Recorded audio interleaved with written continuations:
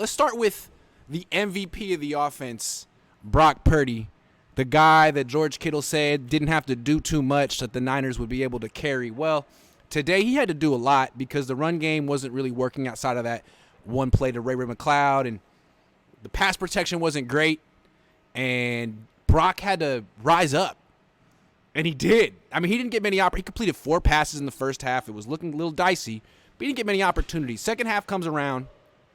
Finally, Kyle Shanahan puts the game in his hands, starts calling things that only would work for him, and you again start seeing him make plays that only he could make, at least on this team. The throw deep down the field to George Kittle.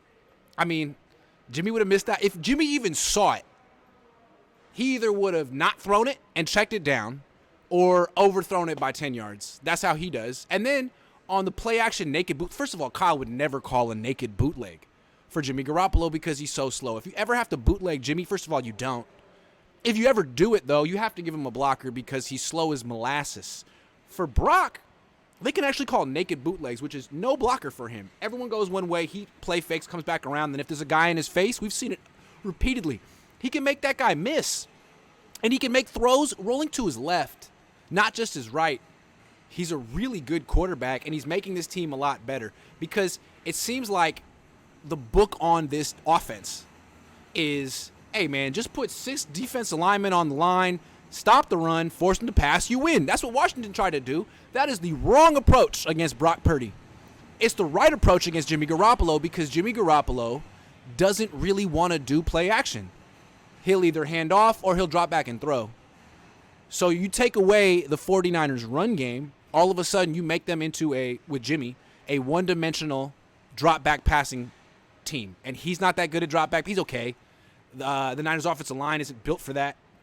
It's a team that's built to run the ball and to play fake and throw. And what's interesting about this team right now is the running game isn't great. I mean, when Elijah Mitchell comes back, when Jordan Mason's healthy, it can be a great running game. But with Christian McCaffrey, he's a great player, but he's a better receiver than runner.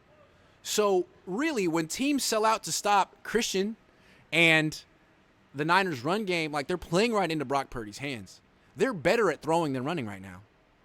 And if you give like these aggressive looks, the Niners are happy to play fake and burn you down the field, which he's doing consistently. So I think it's going to be interesting. Will teams adjust to the Niners offense under Brock Purdy this season? If not, they'll win the Super Bowl. Straight up. If teams keep defending the Niners like Jimmy's their quarterback while Brock's out there, the Niners will win the Super Bowl because the offense is way different with Brock. It's not a run-first offense.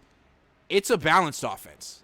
And you could even argue it's a pass-first offense. If teams want to dare the Niners to pass, they will gladly freaking pass, and they'll pass well.